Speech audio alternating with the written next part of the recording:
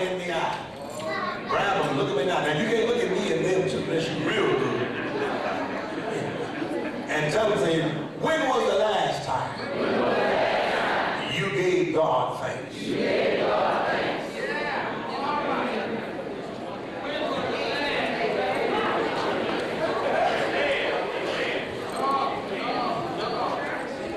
Let's get right to the message. Will you help me for a minute?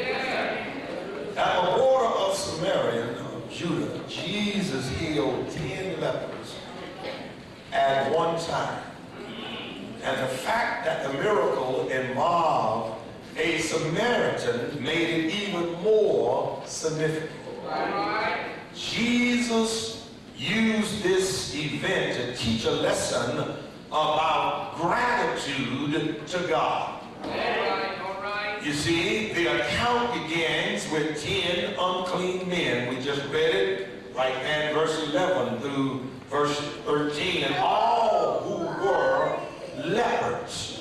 Amen. The Jews and Samaritans would not normally live together. But that's an old saying, misery loves company. Come on, talk to me, somebody. Misery loves company. And all 10 of these men were outcasts. What difference does birth make when you are experiencing a living death?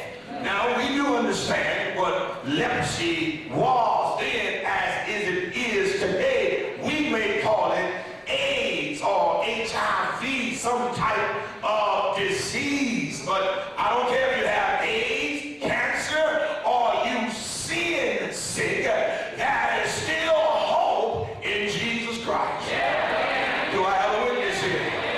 Oh yeah, I don't know about you, but these men had hope, for Jesus was there and they cried out for mercy.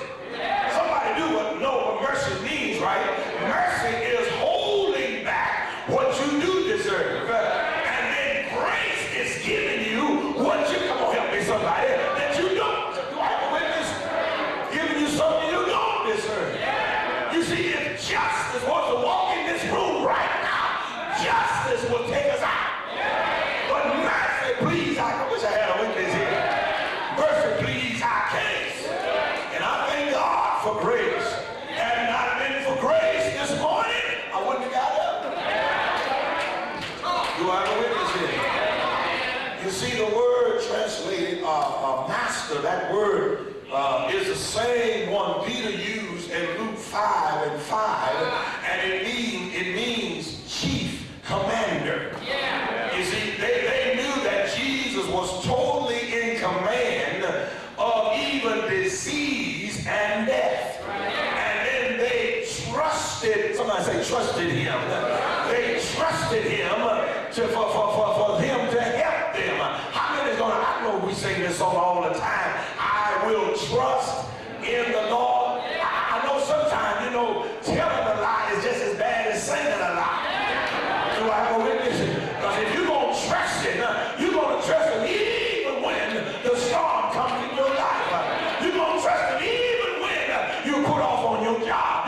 You're going to trust him even when he walks out on you. You're going to keep trusting in the Lord. Do I have anybody going to trust him until you die? The account continued by referring to the 9 ungrateful men in verse 17. Jesus commanded the men to go show themselves to the priest, which in itself is an act of faith. So you see, without faith is what? It is impossible to please God. You see, I'm here to tell you, I'm glad that whatever I go through, I know the Lord knows what I need. And matter of fact, he said it this way. He said, I will not put no more